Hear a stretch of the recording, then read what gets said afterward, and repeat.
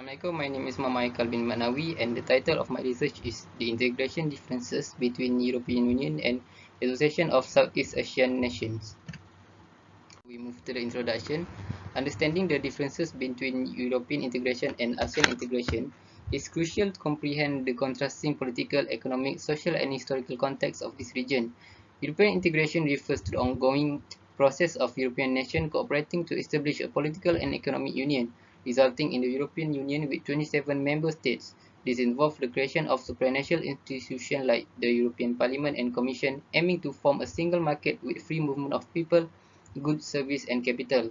On the other hand, ASEAN is a regional alliance of 10 Southeast Asian nations founded in 1967 to promote political, economic, and social cooperation. Notably, ASEAN lacks the institutional framework of the EU and prioritizes an intergovernmental strategy where decisions require member nations' consensus, following a non-interference policy.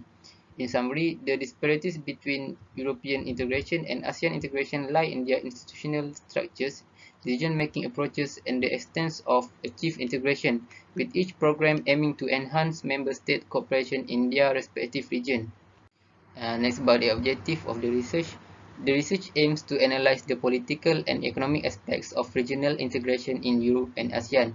Firstly, the study examines the political strategies employed by both regions, including legislation, political programs, and consideration of human rights, democracy, and the right to make association. Secondly, it investigates the economic impact of regional integration, focusing on regional market development, free trade tariff exemptions, the free movement of goods and services, and the economic benefit derived from integration. And lastly, the research evaluates the challenges and success experienced by Europe and ASEAN in achieving regional integration, encompassing political, economic, social, and cultural difficulties. The study also assessed the effectiveness of each integration model. Next, we move to the research method.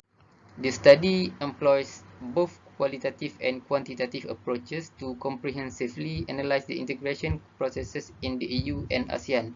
The qualitative methodology involves in-depth understanding of the social, political, and economic context through document reviews, qualitative analysis, and interviews with key stakeholders like politicians and government officials.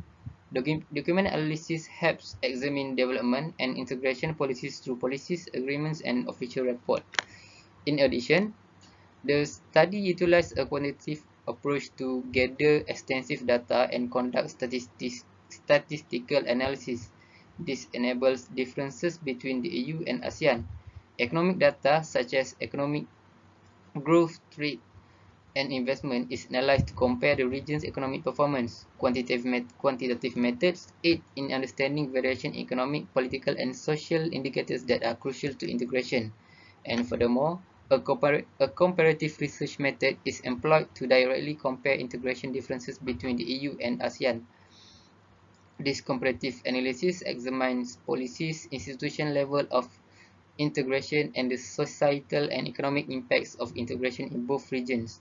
By identifying key variations and variables, this approach sheds light on the success or failure of integration efforts. Moreover, it facilitates comprehension of shared opportunities and challenges faced by the EU and ASEAN in their pursuit of greater integration. Research also have its problem to make. So the first issue with research is the availability of data. The lack of comprehensive and relevant data is one of the major issues to make this research. The information required to compare the levels of integration in Europe and ASEAN may be lacking or inconsistent. Accurate comparisons may be hampered by the two fields' disparate data collection methodologies and systems. The complexity of the factors that affect integration is the next problem for this study. Numerous political, economic, social, cultural, and historical factors have an impact on regional integration. It is a difficult task to recognize and comprehend these factors' function and interaction within the context of Europe and ASEAN. Last but not least, the problem is the changing context. Dynamic developments and changes are still taking place in both Europe and ASEAN. The comparison and understanding of regional differences in integration may be influenced by the factors like political, economic, and social changes, as well as changes in policy and institutional structures.